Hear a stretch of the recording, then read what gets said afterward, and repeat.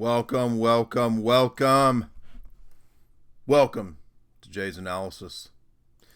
I promised you that we would return to the Pentagon's brain, and we have.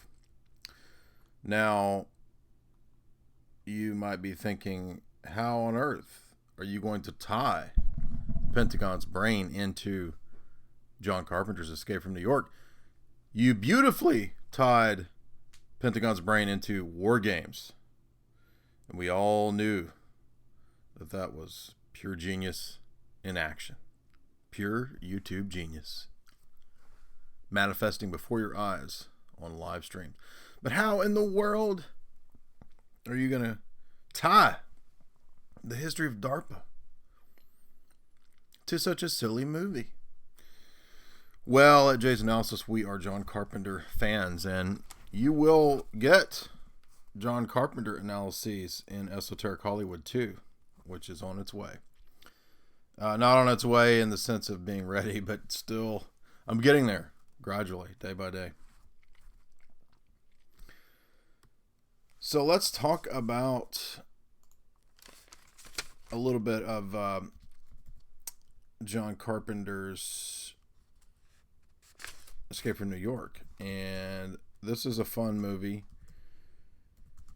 I grew up watching this movie, and just want to get my dates right here. Escape from New York is 1981, which is strange because it seems like it's later. It seems like an 85 movie, but it's just right after the 70s. And old Snake Plissken, who's a favorite of ours around here. Every time I see Snake Plissken, I also think Jack Burton, and that's probably because, of course, it's the same actor. We know Kurt Russell is Snake Plissken, but there's a Snake Plissken aspect to Jack Burton, and there's a Jack Burton aspect to Snake Plissken, although there's not really anything comedic about Snake. He makes one joke, I think, and Jack is pretty much a clown the whole time. When some wild-eyed 8-foot maniac grabs your neck, taps you on the back of your favorite head against the ballroom wall, and he looks you in the eye and he says, "Have you paid your dues?" You just stare that big sucker right back in the eye. And you remember what old Jack Burton always says at a time like that? "Have you paid your dues, Jack?" "Yeah, the check's in the mail." Classic Jack Burton. And thank you for the new people here. You're new to Jay's Analysis. Well, I'll tell you what, you've got hundreds and hundreds of hours of videos and audios and hundreds of articles that you can comb through. So you can spend the next 10 years at Jay's Analysis. Thank you for you new explorers and listeners. But Escape from New York. Now remember, if you want to hear your questions read, if you would like me to reply to your questions, please, you can ask a super chat to support the show. And yes, it does have the John Carpenter soundtrack that we all love. John Carpenter on synthesizer, as always, is fun. Big Trouble in Little China. But so in 1988, we read that crime rises 400%, and because of that, New York becomes a maximum security prison. Folks, it's a prison planet. Folks, all of New York is a prison planet. Unbelievable. And there is a giant fence built around New York. And so the cities, we start to realize, are like giant laboratory prison complexes. Almost like private prison complexes. Now guess what? Giant cities actually are prison complexes and laboratories. The laboratory prison complex. Did you know that? Did you know that cities are designed to be that, and especially the coming smart cities? So we kind of have an inkling of that because the police state jackbooted, black-booted thugs that fly around in their black helicopters that run the police state, they actually do kind of have, a lot of advanced DARPA-style technology. And as you see, we will be talking about DARPA here in a little bit, won't we? So this is going to tie in directly to Annie Jacobsen's book. Now you're starting to see where I'm getting this. Now, inside the city here, inside New York prison complex, inside the giant fence, we have basically a Purge-style situation. So somebody mentioned Purge. Yeah, I've seen all the Purge movies, and boy, have they gone crazy with the race provocation in the Purge movies, haven't they? And we kind of have the Purge inside the maximum security prison known as New York, where it's essentially anarchic. And in this anarchic situation, the Duke, that is Isaac Hayes, Waka Chicka, he rules with an iron fist in his anarchic anti-state state. There's, of course, no exit to the prison state, the prison planet. And by the year 1997, things have gotten pretty rough, and we have a commie uprising. Yes, this lesbianish chick who is the voice of the National Liberation Front of America kidnaps the president, Donald Plessence, who is a old baby. He has the look and appearance of an old baby. And she hops on Air Force One somehow, and Air Force One is hijacked. So hijacked planes over New York crashing into very near the World Trade Towers. What? Yes.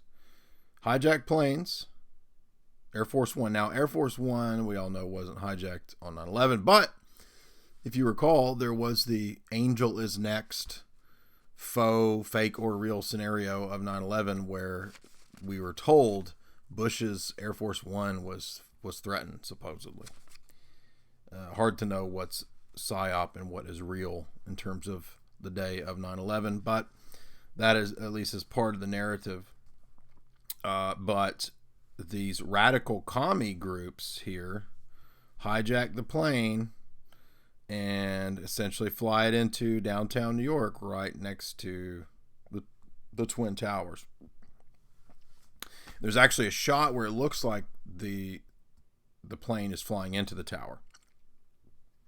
Now, we know that in a lot of artwork and a lot of fictional scenarios, something hitting the Twin Towers was a popular image. It was imagery that was iconic, and so it was in a lot of pre 9/11 album covers, cartoons, comic books, etc., etc. So just because it was there doesn't mean that every single instance in the artwork is planned. But this is interesting that a terrorist group hijacks the plane and crashes it almost into the Twin Towers. Isn't that interesting? Now, of course, it's not 2001 in the film. We're a few years off. It's 1997. So I'm not saying that John Carpenter intentionally was predicting 9/11 per se, although, again, we don't know. Maybe he did have insight. He does have pretty deep movies at times, especially something like Prince of Darkness or They Live, in many ways, is fairly deep if you actually pay attention to it. It's a little deeper than you would expect. Now, so the lesbian liberation front captures old baby Donald Pleasence, who's the president. And Donald Pleasence speaks in this voice. If you've ever heard Donald Pleasence, I can do a perfect impersonation of him. That is your president in 1997. And there is an open shot, again, of the Twin Towers and the plane flying into it. Then we see, of course, that Snake is brought in, who is a former Cold War Special Operations guy. And but before I get to that, I did want to mention that America is, as we said, a total police state, and it's run kind of like TSA or an airport. And you've got pretty extreme measures here where euthanasia has been instituted, and you can request to just be cremated on site. If you don't want to go through a trial, you can just exit the process by cremation. So I thought it was interesting too, that when the commie gets on the Air Force One, when she hijacks it and crashes it, she says that America is a racist police state. So then we realize that inside the maximum security prison state, it's basically a giant social justice warrior, tranny, punk, meth head, crack house. That's what I put in my notes. So the rebels and the revolution, the commie, tranny force here. Oh, is the stream? Can you guys hear me? Is the stream on? I'm getting some interference. Folks, they don't want this message going out. Can you guys hear me okay? Looks like the signal is weak. Frozen. Keeps buffering. What? Why do they want to do this? They want to attack me right in the middle. I'm joking. They're not attacking me. The Pentagon's worried about a stream with 120 people on it. They're coming after me. Thank you for the super chats. Maybe I need to move closer to the router. So hold on a second. We're going to move closer to the router and see if that fixes things.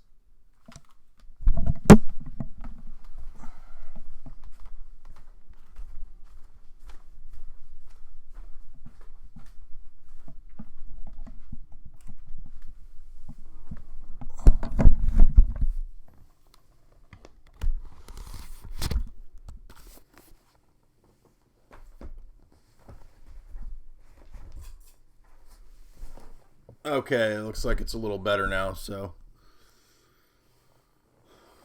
we can continue. And thank you for the super chats there, guys.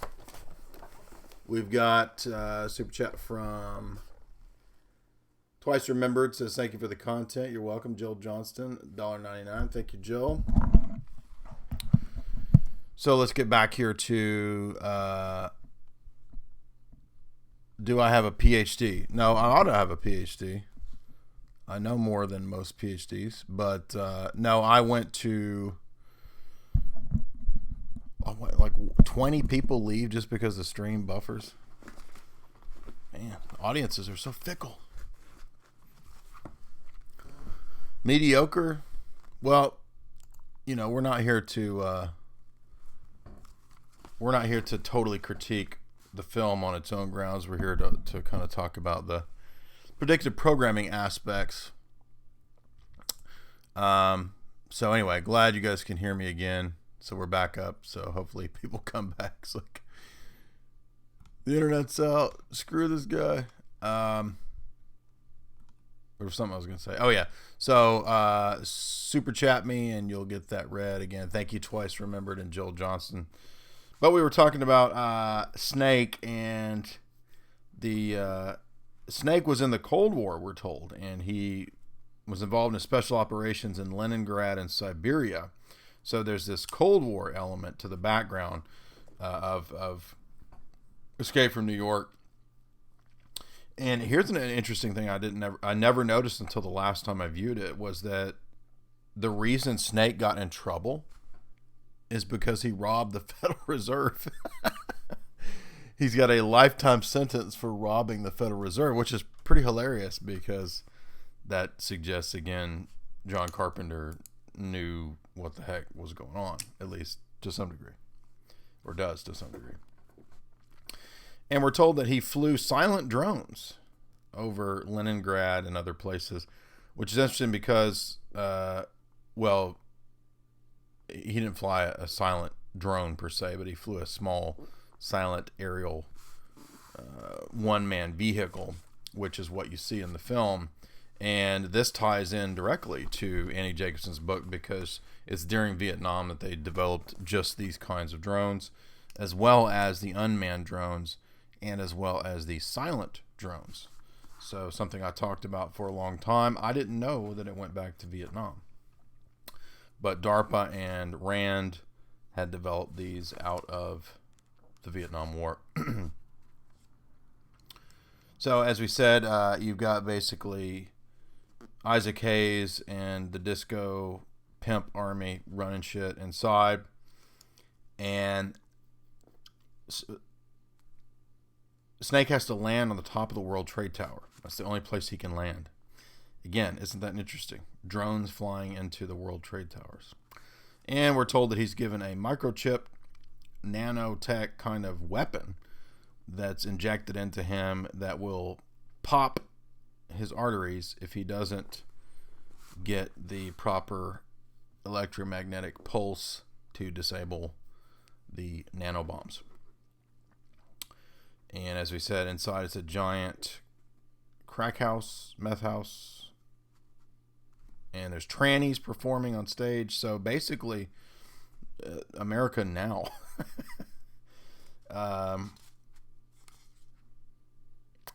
And the other thing I didn't notice until this last viewing, by the way, that the film has cannibalism. And this is interesting because I've been talking about cannibalism and the mainstream media, the elite, promoting this. And it wasn't until the last time that I watched it that you're supposed to get the impression that when Snake is hiding in the chock full of nuts store, that the crazies that are running around outside, the chick says, oh, they're hungry. It's the end of the month. They don't have food. And they're coming after Snake. They're coming after Snake to eat him. I never got that until the last time I viewed it. So cannibalism here is prevalent inside the giant prison complex known as New York.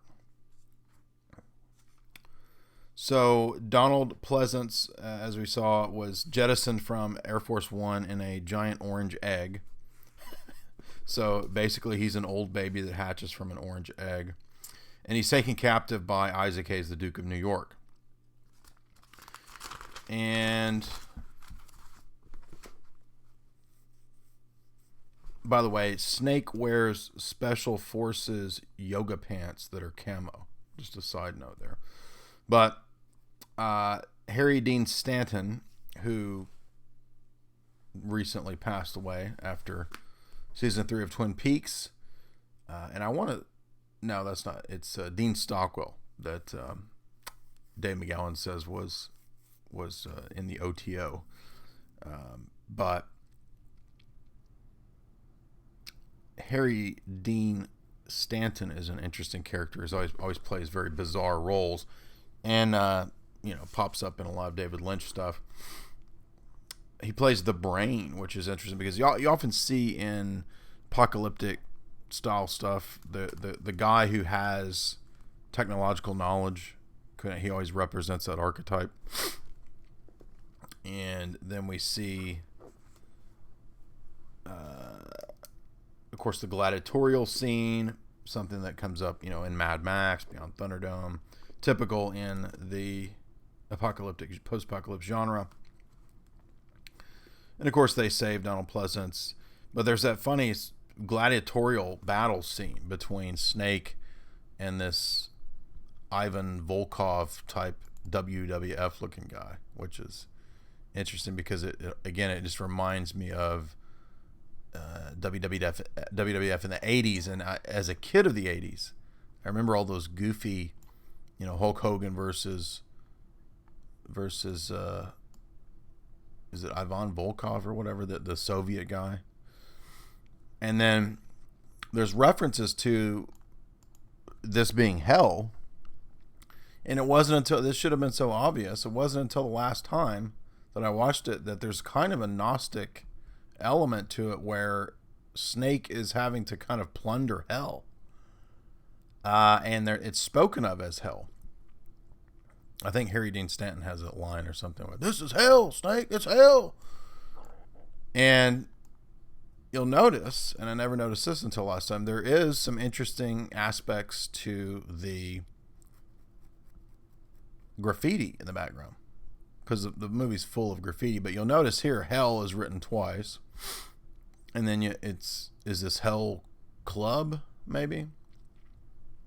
I can't exactly make out what that says. But quite clearly we have two. We have both the pyramid and the A, which could be anarchy. Or we have here looks like a Gnostic cross with the kind of all-seeing eye imagery here in red, which is interesting. And so I think that, yes, we are supposed to think that this is a plundering of hell and an exiting of hell in some way. And of course they save President Donald Pleasance. And if you recall, it ends with Snake replacing the tape that was supposed to be recovered for the delegations with China with I think it ends up being like a jazz tape or something. So, and yes, I should have included images of the 9/11 stuff, but I think what I'll do is I'll take the first 10, 15, 20 minutes of this and I'll make a separate video and I'll put in more of the imagery, but I didn't have time to get all the images I want. So now you're saying, how does this tie into Annie Jacobsen's book? Because, all right, we got a couple more super chats. Gott Verklichung. Thanks for all the useful information over the years. Thank you, Gott. $20. Appreciate that. That's a very, very handsomely generous super chat there. The fifth Illuminatus, from one Orthodox boy to another. Keep him on. Keep him on. Keep on him. Keep him on. Keep on. Keeping on. 143. Welcome. Everybody. This is a nice little club. Yeah, I thought about Hellfire Club too, but I couldn't tell if it said club or not. But yes, Snake, I just read that as anti-hero or Gnostic hero, right? Snake is going to plunder hell. And you do, on the film poster, you'll notice you do kind of have a 9/11-ish spirit to it. I mean, the head of the goddess of reason there, Columbia or whatever, she doesn't get decapitated and thrown into the middle of New York, but this is New York, giant terror incident, apocalypse of some kind, and this does kind of again echo everybody running through the streets on 9/11. So again, I don't know if there's a direct intentional 9/11 connection. I do think it's interesting, and it is possible. So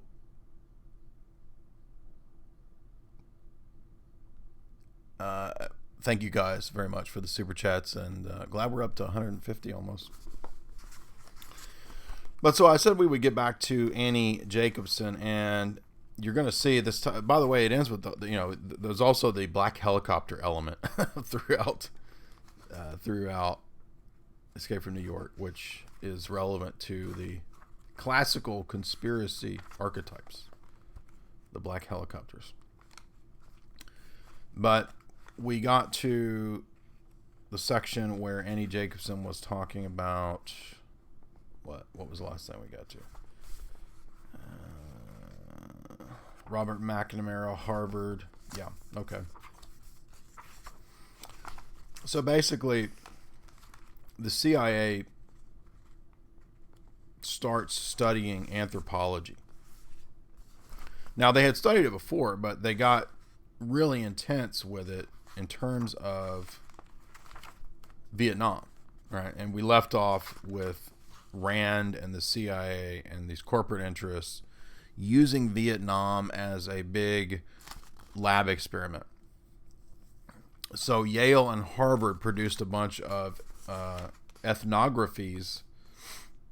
Yale anthropologists, CIA guys, Gerald Hickey, John Donnell, and they studied intently everything to do with Vietnamese culture. And if you recall, in the debate with with Mr. Atheist. He didn't even know what ethnographies were. And I'm like, dude, every area that the CIA and the West goes into, they study everything about the culture. They do an ethnography. So here's Annie Jacobsen talking about it on page 136. This whole chapter on Rand and Coin is about migration warfare. So they start experimenting with relocation programs, mass migration warfare and relocation. Where have we heard this? Well, I've only been talking about it for the last several months, haven't I? Just made a video like 2 days ago about it. And what they did was they studied the culture and they created hamlets, strategic relocation hamlets for the Viet Cong. And the idea was, can we influence the villagers not to be interested in becoming commies and just having little private calm, peaceful, serene villages to make them happy. So this is the Hamlet program. And they studied everything down to the religion, the animistic beliefs of the Vietnamese people. And then they branched out into Thailand. And this is under the Command and Control chapter. Command and Control. Now, if you listen to Alex over the years, you've heard Alex talk about this, haven't you? Yes, all the time. Folks, it's Command and Control. If you don't understand Command and Control, right? Of course. Yeah. Command and Control. This whole chapter is about the behavioral sciences and creating laboratories for this research. Thailand was a laboratory for the soft side. Vietnam was a laboratory for the hard side. So the CIA was basically just running giant laboratory experiments in Thailand with the king or prince or whoever, king, I guess, king of Thailand, and all of the Thai people studying anthropology, CIA in Thailand, creating digital profiles on Thai soldiers in the Royal Thai Armed Forces in 1962. So they were already beginning to implement large-scale systems analysis and profiling of people on computers in the 60s. And again, this is what we read in the Miles Copeland book, Game of Nations, right? Miles Copeland says the exact same thing. They were doing it in the 60s. Most people didn't even know about computers in the 60s. Right, it wasn't until the 70s that a lot of universities started having computers in the computer lab, which was a giant building of this massive mega weapon computer that was the size of a damn trailer park. Computers the size of trailers, mobile home. And it goes back to the CIA running operations and tests and experiments together with DARPA, a lot of the same people, in Thailand, and data profiling. The Defense Department came with the idea of a computer system to track villagers and to try to figure out what motivated villagers. So large-scale population tracking and trying to figure out what motivates them to make the decisions they make. What does this sound like? Sounds like everything that we just learned about Facebook, right? And they're manipulating their audience. Of course it does. So Facebook's not doing something new. They're doing what DARPA was doing in Vietnam. Now again, this is not a conspiracy book. This is Annie Jacobsen's book that was nominated for a Pulitzer. So it's not a conspiracy book. It's a mainstream book. There's no telling what's left out of it. And it tells you everything.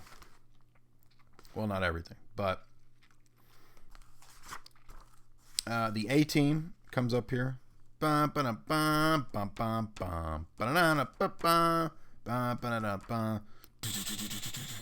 1970 something, a crack force. So I get, but I guess that's where the A-Team comes from, is Vietnam. And she mentions it on page 161, the A-Team. Hannibal and B.A. Baracus. By the way, how was B.A. Baracus in the A-Team if he was so scared of airplanes? Like, there's no way he could have been a successful special operations guy. if he was deathly afraid of airplanes. I pity the fool. Pity the fool that can't fly. Now, this is an interesting section she comes to, by the way, on page 168, where there's a lot of drama around this time where people started doubting Vietnam, and then you have, all the soldiers doubting Vietnam, and then the 60s riots and the student riots, which she's going to get to. But one of the problems was that it was unclear how true the stories of the prisoners of war were and the claims of torture. Now, this was used, of course, in the media. And, they're torturing the troops. Them damn commies are torturing the troops. Now, I'm not saying that there was no torturing of the troops, right? We don't know about John McCain. Nobody knows if he's telling the truth. There's a lot of doubt about John McCain's stories, right? But we just don't know. And now maybe some vet that was in Vietnam and he's telling the truth. I'm not saying that they didn't tell the truth. But what I'm saying is that it's hard for us to know, because one thing that you start realizing as you read this book is that the whole thing with Vietnam sure does look just like Iraq. Like there's all these elements that look just like Iraq. And she even compares it to Iraq. So what I'm saying is that the story of the POWs being kidnapped and put into commie version of MK Ultra brainwashing camps, is that exaggerated? Maybe. Is it the 60s and 70s version of the weapons of mass destruction lie? I don't know, but I wouldn't be surprised. And when we couple that with the fact that on page 170 she talks about the Gulf of Tonkin, and by the way, she doesn't mention it as a false flag, which it was, and she mentions General Curtis LeMay. So we can think of Dr. Strangelove there. Then she goes on to talk about the Rand again, hyping up the nuke threat by this character named Gouret, Leon Gouret, who was a expatriate from Russia and a Menshevik who hated Bolsheviks. So not mad at Stalin, but mad at Lenin. And so he comes to work for Rand. Surprise, surprise. Just like all the other Trotsky neocons. Leon Gouret works at Rand as an analyst and comes up with this conspiracy theory that the Soviet Union had built vast networks of underground bunkers so that they could nuke America, and then they would hide in their underground bunkers and absorb the strike, and then they would reemerge to double nuke America, right? So the Rand Corporation lunatics are literally just making these things up, and that's why, it's Dr. Strangelove is like accurate, because the Cold War is more so a cash cow, which is an interesting aspect that we can't forget either, because it's not just PSYOP and global engineering towards global government and setting up the internet and the giant surveillance state that's global. Cold War also makes a lot of money by all those contracts and the creation of giant bomber fleets and all this stuff that she talks about. That never it gets used, right? But billions and billions and billions of dollars are spent on this Cold War crap that's never used. And she says, Vietnam was a complicated labyrinth, and professionals served many masters there. Talking about Western people working there. And they worked on many projects about whose real meaning they had no idea. So there you see the admission of compartmentalization and the fact that nobody in Vietnam really understood the big scale picture. Well, not nobody, but few of them. Now, the people at Rand and DARPA did. But the dumb soldiers that were recruited into this thought they were fighting the commies. Just like every other war, people get propagandized into thinking they're fighting the evil baddies. And you're just serving mad scientists, basically. That's the crux of this. And bankers, right? So there's a lot of usages of war. It's not just mad scientists. But Rand people were consulting, ARPA, CIA, they're all, quote, consulting. And that was their cover. And a lot of it's just money schemes. Now, if you remember, and we got a nice super chat here. Wow, thank you for the Jill Johnston for $49.99. Sorry I wasn't able to figure out how to change the payment amount. That's fine. Happy to send support and love. Well, we appreciate it. We love you back, and definitely appreciate those hefty super chats. Those are a big help. William Cavaness, $1.99, says, great programming, Jay. Enjoyed the book. Enjoyed Esoteric Hollywood, I assume you mean, or do you mean you read Annie Jacobsen's book? If you mean Esoteric Hollywood, thank you very much. We'll have Esoteric Hollywood 2 out pretty soon as I can get it finished. We love our boomer milfs, as someone in the chat said.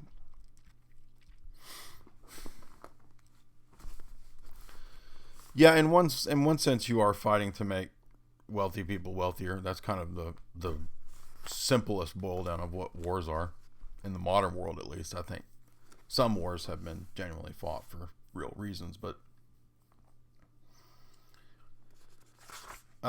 so then we get to the Jason Society, which is the elite secret society of scientists, right? This is what we saw in the earlier chapters. And they begin their experimentation in Vietnam, and they study things like EMPs. They invent the idea of the quark, Gell-Mann. They study hydrodynamics, radar wave analysis, blah, blah, blah. Mad scientist warfare. And they get particularly interested in tribal warfare and counterinsurgency, mastering and controlling counterinsurgency. I started thinking about this as I was reading this. Well, what comes right after Vietnam? The CIA usage of tribal warfare and counterinsurgency known as Al-Qaeda.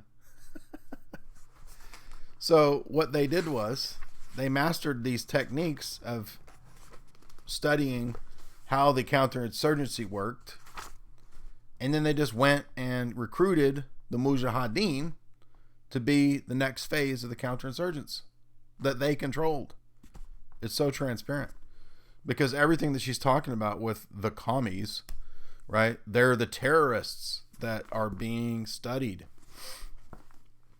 And right after Vietnam, we transition out of Cold War and into, well, it's still Cold War in 1979 with Afghanistan, right? But we transition into the beginning of the War on Terror because the CIA Mujahideen are the basis for who makes up Al-Qaeda.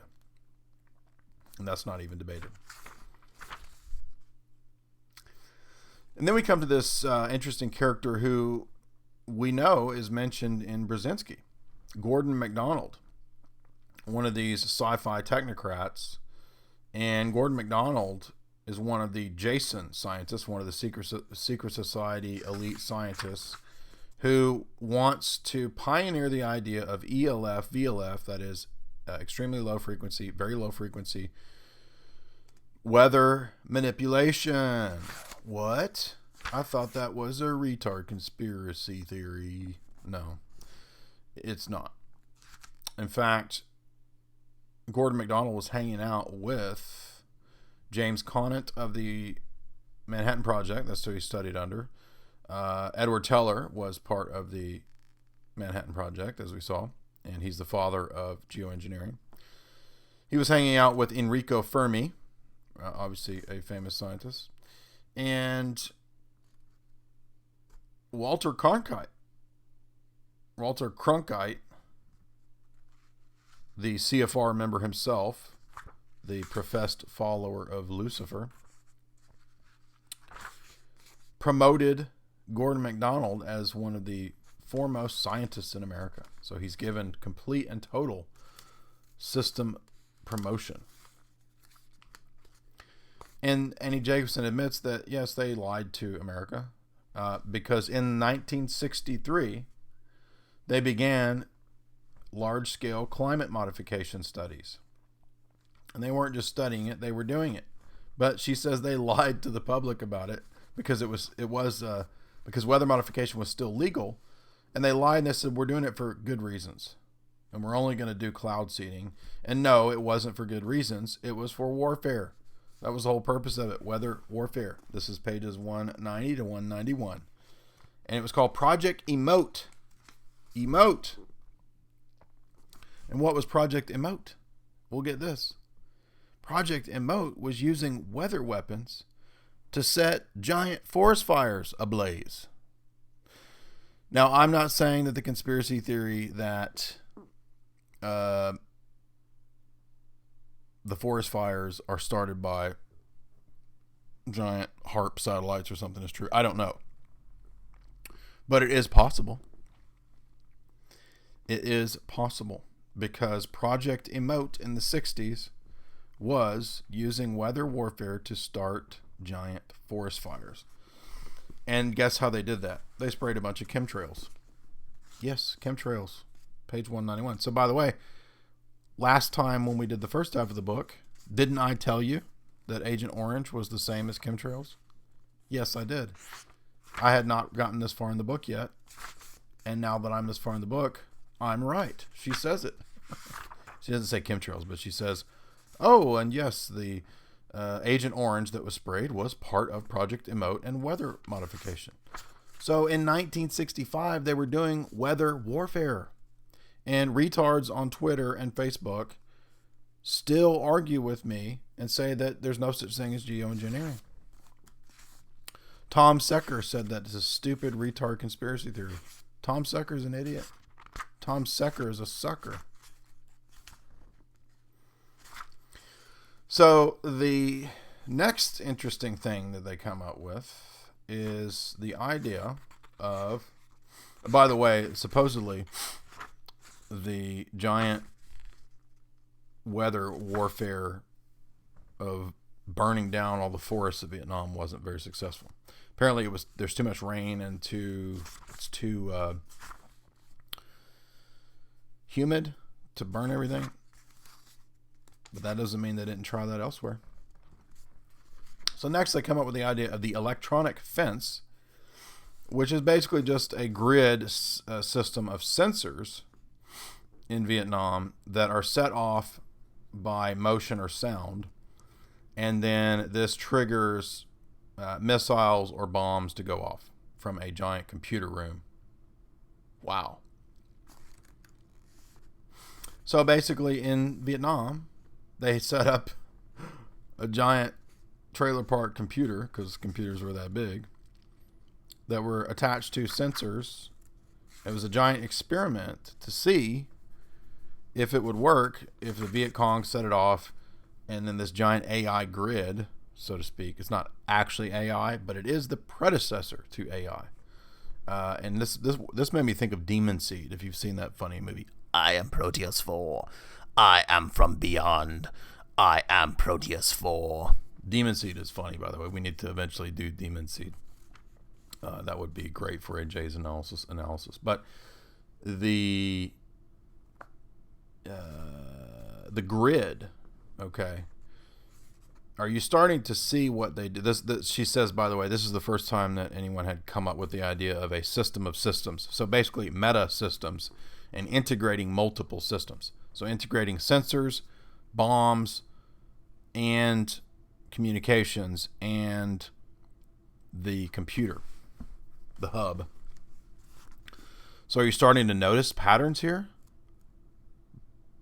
Biological modification, spraying, weather modification, a giant AI grid, human relocation programs, smart cities, smart tech, which is what she's about to get to.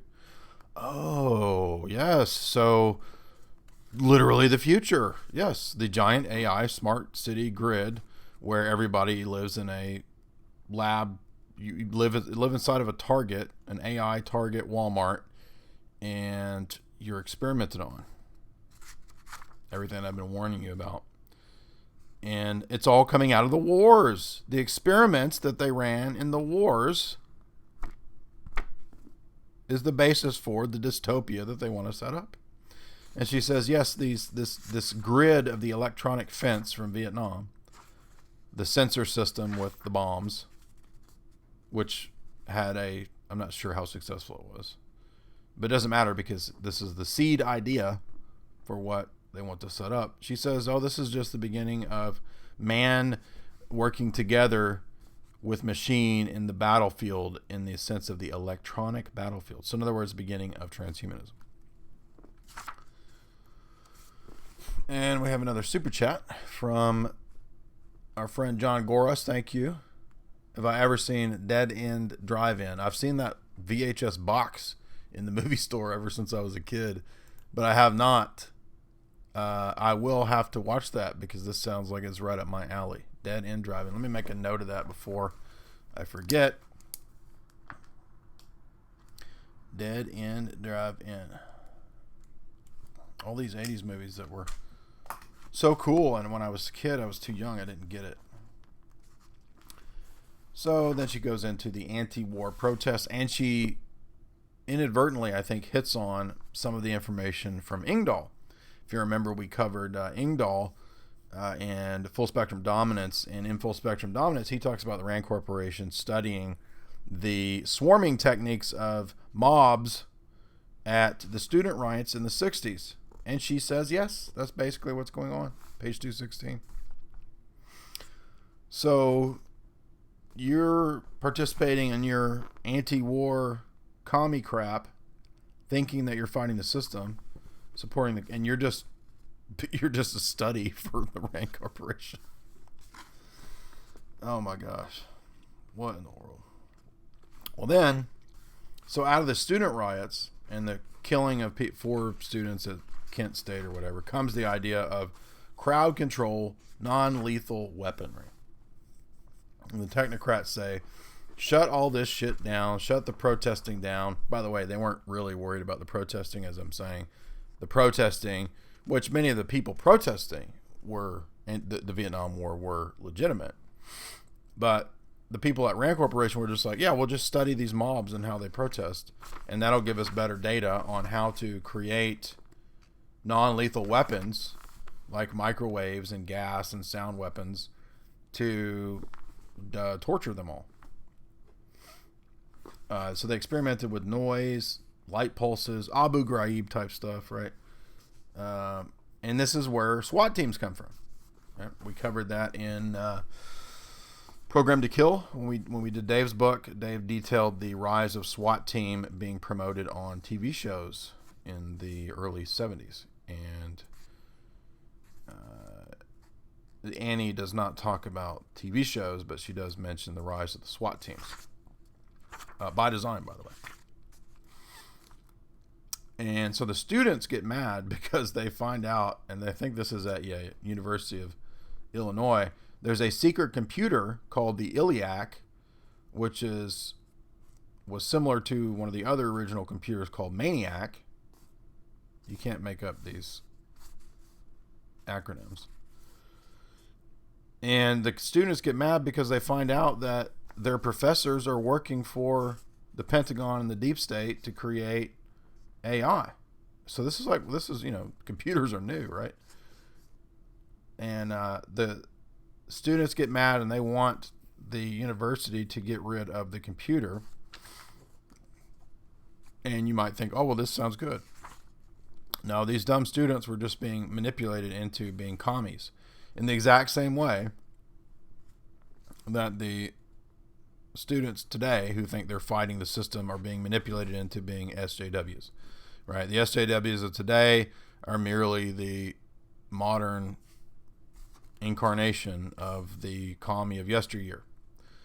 And of course, the commie of yesteryear, though, protesting the Vietnam War, actually had some basis to be correct. The Vietnam War was a giant scandal experiment test lab. Today's student protesters are just goblin demons with no basis to protest anything, and thus the only thing they protest is nature itself, biology, and anything wholesome. They all want to be trannies and goblins and demons and ugh.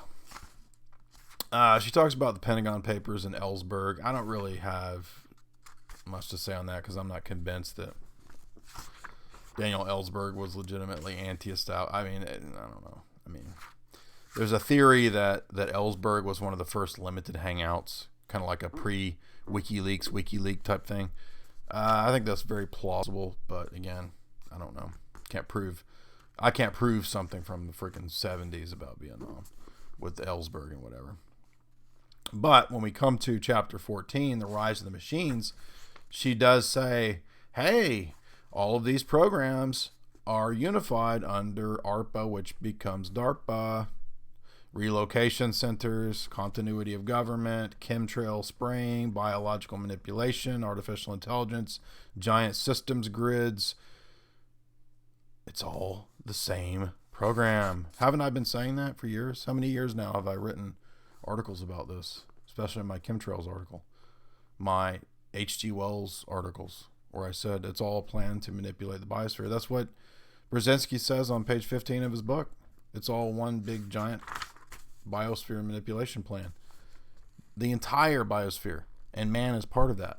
It's a manipulation of the entire ecosphere. And by the way, she talks about the weather warfare as climate change. Engineered climate change? What? Yes. Well, we're not done there. Where do you think it goes next? Super soldiers. ARPA, still before it was DARPA, right when it was transitioning to DARPA, started thinking we need to come up with ways to create our damn soldier men, our cyborgs, right? Van Damme Cyborg, which is a hilariously bad movie, but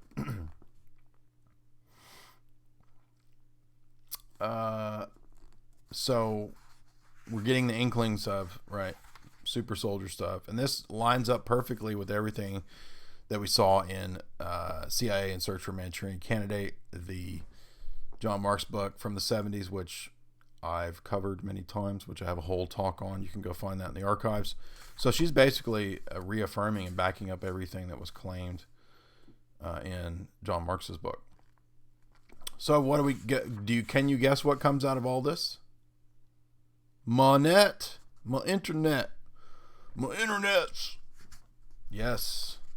From the late 60s to the early 70s, DARPA creates DARPANet. And this is your internet. The internet given to you and all mankind because the system loves you. Yes, the same people spraying the Vietnamese with chemicals to make them mutate and fall over, gasping for breath and black goo coming out of their eyes. Those same people give you the internet because they love you and they want you to succeed and have a happy life. Yeah, right. No, the internet is a weapon. And it is a military communications cryptography secret weapon that was released to the public on purpose. Who else tells you that? I've told you that. Well, what else came out of Vietnam?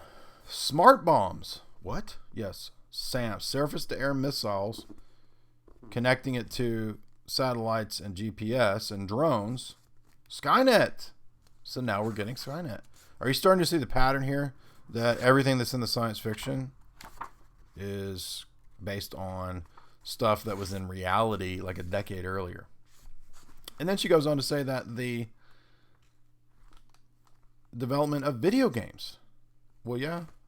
How long have I talked about that? Go back to all the old Hoaxbusters talks. We have 4-hour talks where we talked about this. 5-hour talks. 6-hour talks where we talked about this. And the CIA and the NSA, guess what they did? They let all these dummies, these millions of dummies, spend how many years of their life playing World of Warcraft. And the entire thing was being collected, watched, and spied and studied on by the CIA and the NSA. Which I said, by the way, a long time ago. Which, it's obvious. Of course it was. Duh. Once you understand how all this stuff works, you don't even have to have the document that proves it. You know that they're doing it. All you World of Warcraft dorks, you're just serving the Pentagon. All you gamers, you're just serving the Pentagon. Good job. Yeah, keep it up. Yeah, throw your whole life into the virtual matrix of gaming, and serve the people who spray basically Roundup on entire populations. That's who is giving you your lovely, wonderful video games that mind control you. And it was called SimNet. DARPA developed SimNet. That is simulation training for soldiers. And that becomes video games. This is the first half of the Jay's Analysis Talk. And tomorrow, as is usually the case, we will have the second half, the conclusion of Annie Jacobsen's book. For subscribers to Jay's Analysis, you can subscribe for $4.95 a month or for $60 a year at my website at the PayPal links. And we will cover the remainder of the book, which moves from the 80s Star Wars Defense Initiative, SDI, which I covered in my Secret Space Program talk, which you can watch on YouTube. It's had like 40,000 views on various channels.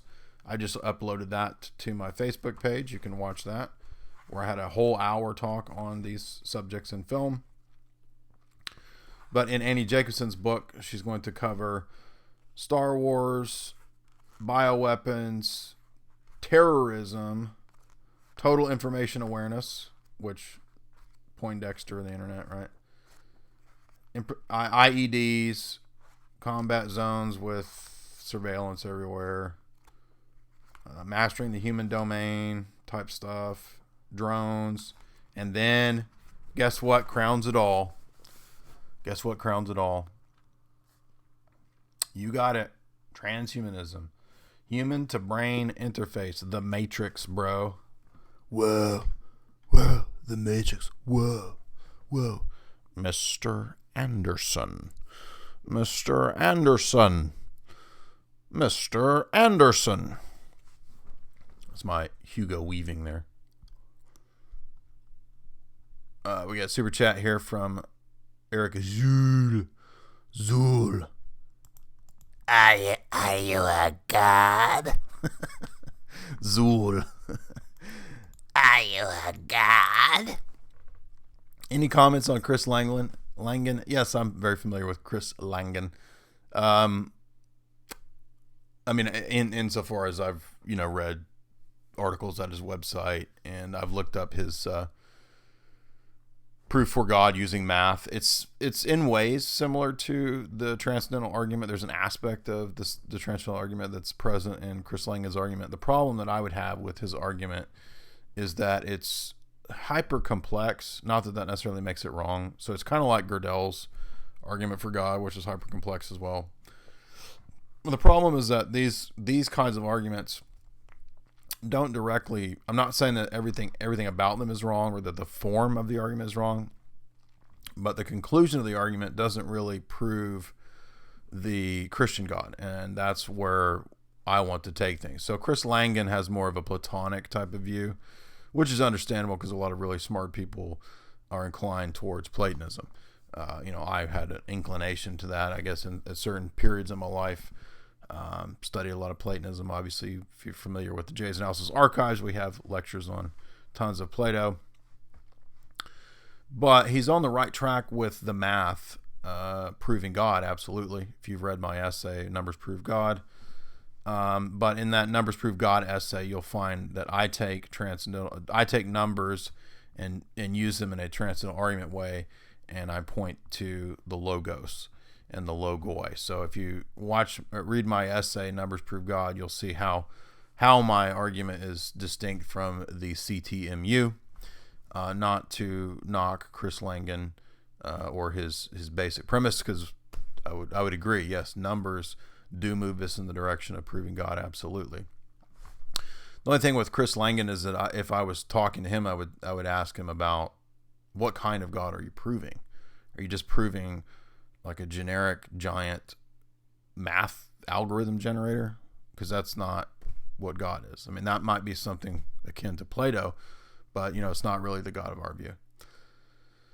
But good question, Eric Joule, and I'd like to eventually talk to Chris Langan. He's an interesting character. I know he's a big fan of Ayn Rand, and I think he's a eugenicist too. So I'd like to quiz him on. If I was to talk to him, I would quiz him on his Randian philosophy and the eugenics positions. And he's a big devotee, I believe, of evolution as well, if I recall. Because I remember checking out Chris Langan's recommended reading list, like, I don't know, 8 years ago. Evan Schultz, $8. Thank you. Thanks, Jay. This is the many heads of the beast. No. Yeah, I mean, I don't think necessarily that we're in the end times. I could be wrong, but I think that, as I've said many times, and we will get to some eschatological talks, some analysis of the book of Revelation, the Apocalypse, from the solid classical Orthodox perspective, which the Church Fathers do teach preterism or partial preterism, and I will demonstrate that from the Church Fathers, and from just straight up exegesis and from the liturgy.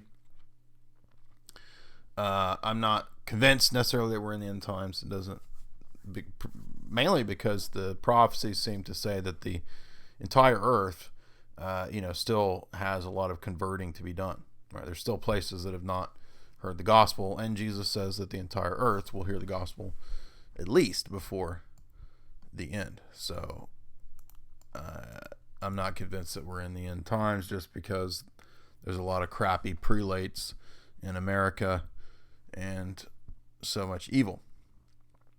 But is this, spiritually speaking, a beast system? Absolutely. And that was the point that I made to Dana Ashley in the video that we did that I posted 4 or 5 days ago, the microchipping the masses one.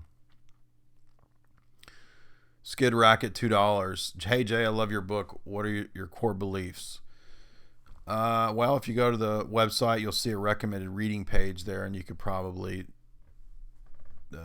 discern what my core beliefs are. But core beliefs would be, we believe in the existence of God. We believe in Orthodox Christianity. We promote the Orthodox Study Bible. I believe in the good of philosophy, traditionalism, classical metaphysics, classical philosophy, medieval social order, traditionalism in the sense of pre-modern economic forms, aristocracy, hierarchy, monarchy, those things that we promote here.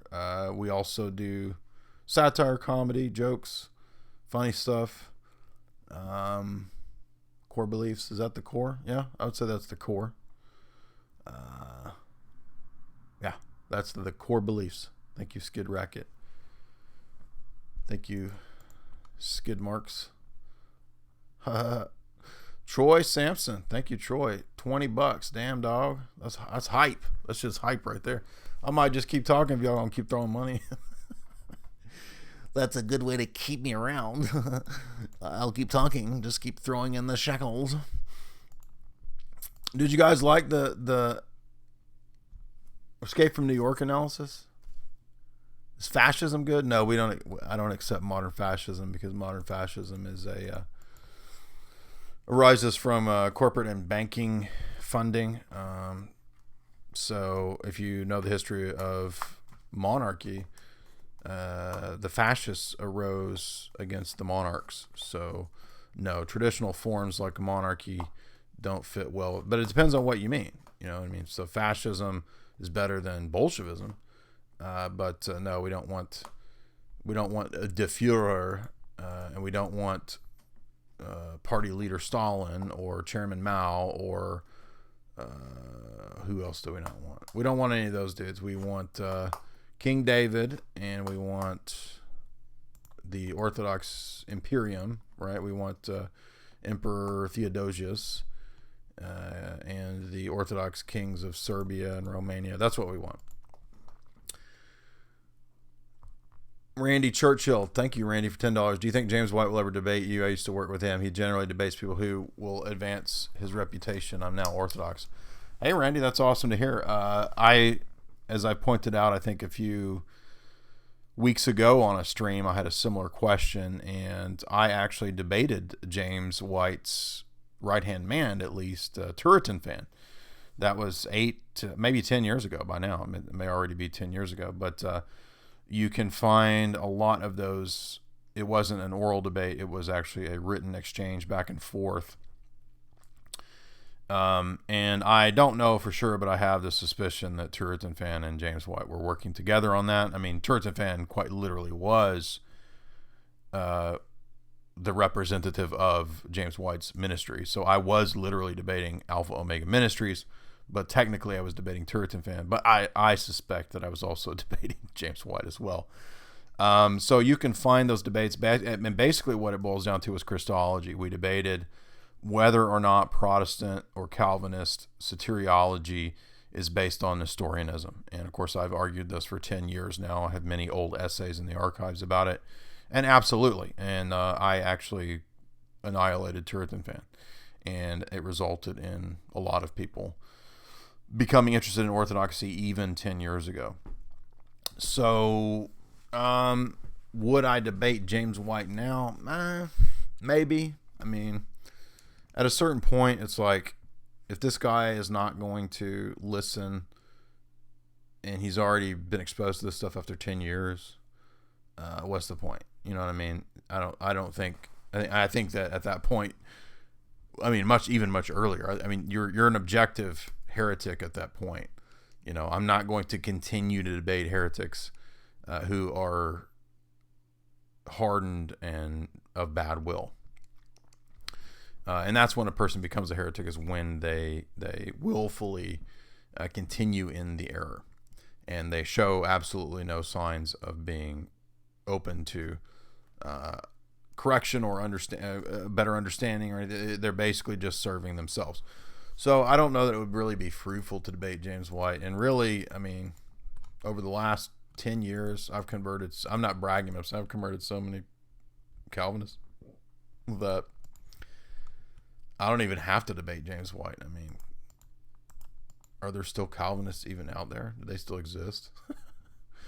But thank you very much, Randy. I appreciate the donation. And, you know, I don't know if Providence worked that out, maybe, but I think James White would want to do that because he's not going to win. What is my astrology sign?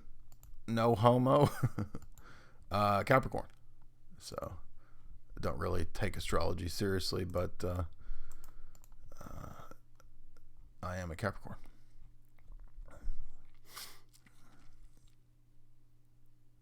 Well, I prefer Reformed. Okay. Well, I don't care whether we call it Reformed or Calvinist. I went to a Calvinist seminary, bro, so I think I know that world very well. I speak from it, from living it for a long time.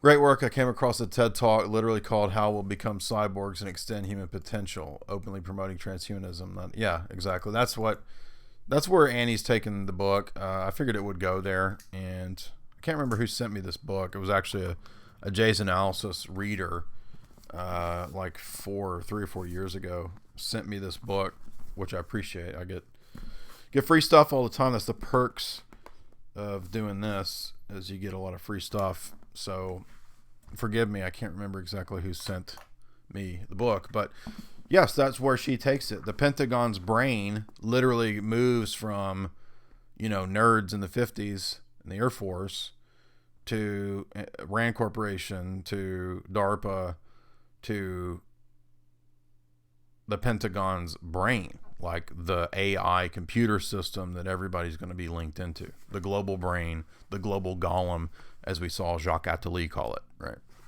So yes, absolutely, transhumanism is going to, guess what? You're going to see a lot more promotion of transhumanism in the next several years. So get used to it, because it's going to be shoved down your throat everywhere at all times in the next several decades. And I've not seen a single globalist book as we've gone through many of these. Almost, 20? What are we at? 16, 17 globalist books now? Somewhere in there. I've not seen a one of them that doesn't say, as we said every time, what are the things that unite all the globalist books? A global plan of technocracy, global managerial government, everything regulated, controlled, and taxed, everything being based on Darwinian pragmatism, global currency, and then the transhumanist global brain thing. Literally every one of them has all that. You will never find a globalist who disagrees with those points. And it's not just Jewish people that have these beliefs. Okay, so everybody keeps asking me, why don't you talk about Jews enough? Well, I mean, Annie Jacobsen, I guess, is Jewish. And she wrote this book criticizing these people. So I'll give her credit for that. But, I mean, this is not all Jewish people. I mean, most of these people that we've read so far are not. Now, some of them were. Some of the neocons at Rand.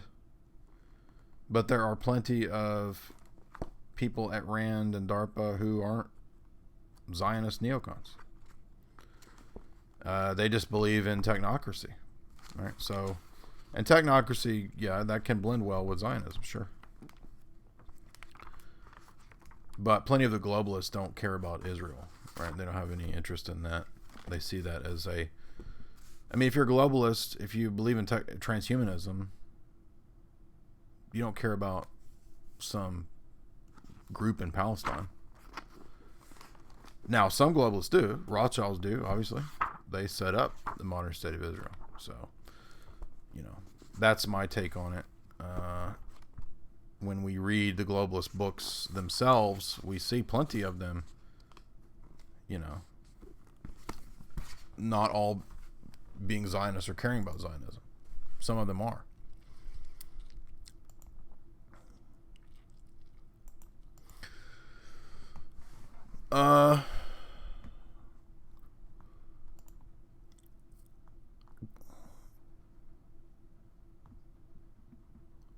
Yeah, but see, globalism precedes Zionism. There were globalists prior to Zionism. Zionism is a modern atheistic movement. There were plenty of globalists and global planners and strategists in the British Empire, for example, who had no interest in Judaism. Now, many of the Royal Society were pro-Zionist. Some of them were pro-Arab, by the way. Some of them wanted Palestine to be purely Arab. And then, of course, the Rothschilds ended up having the final say-so in that. Hans Almon for $5. Have I read Zizek? I think in college I had some paper to read by him. I don't remember what it was. I've watched his talks. I don't really get why everybody is into this guy. I don't see he just seems to sweat a lot and yell and get loud, and he's like a liberal Hitler. He's like if this guy wasn't a leftist, you would think he was like a fascist dictator, but he's like, pounds the podium and sweat's flying everywhere. He looks like an angry pig. And I listened to one full like hour long scream fest of his, like he was on coke or something. And once he got to the point where he was touting feminism and saying men need to have their balls cut off, I was like, well, who likes this dude? Like, why is this guy? What is the appeal to this guy? I don't get it. So, no, I'm not really into somebody saying he's a Stalinist against SJWs. Okay, well, maybe he was telling a joke and was like making fun of the SJWs, but I didn't get it. But so Zizek is a Stalinist? That's interesting.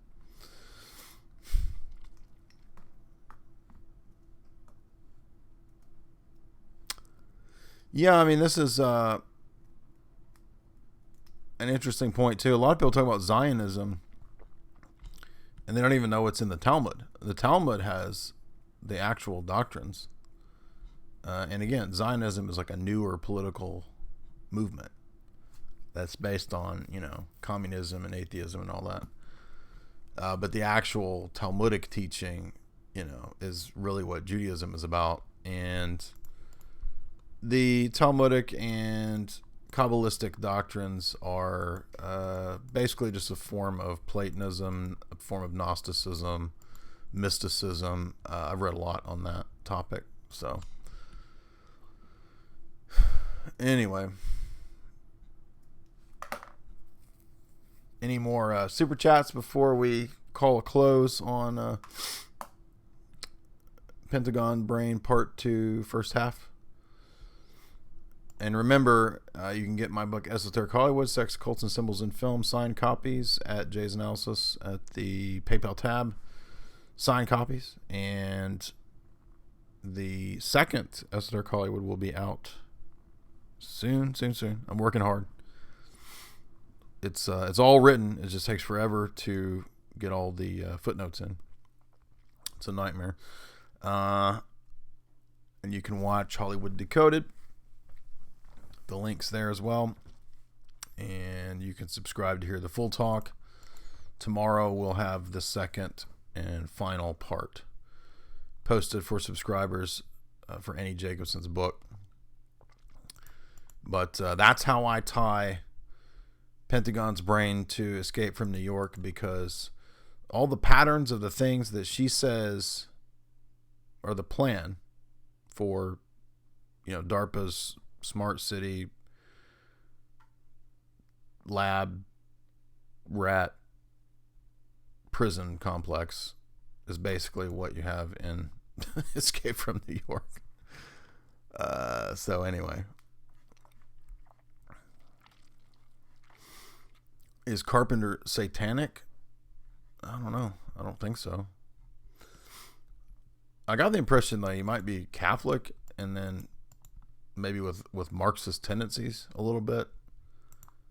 But then you watch They Live, and it's like, it's kind of Marxist, but maybe he's even verging on the possibility of it being metaphysical. And you say, well, that's crazy. Well, not necessarily, because if you watch Prince of Darkness, it's almost like he's saying maybe this is, the Antichrist coming end times type stuff. And you have that. Well, that's actually the Apocalypse trilogy, as it's called, right? The Thing, Prince of Darkness, and In the Mouth of Madness is John Carpenter's Apocalypse trilogy. So I don't know. John Carpenter could be a Gnostic. He could be a Marxist. He could be a Luciferian. He could be a Catholic. I don't know. It'd be a good question to research, try to figure out what. It's hard to tell exactly what he thinks from the movies, but they do tend to have generally a good message. So I don't want to assume anything terribly bad about John Carpenter. I like John Carpenter movies. So I don't know if anybody has any insights on John Carpenter. So it says he doesn't believe in the supernatural, supposedly. Okay, so maybe he's just a agnostic. I don't know. Who knows?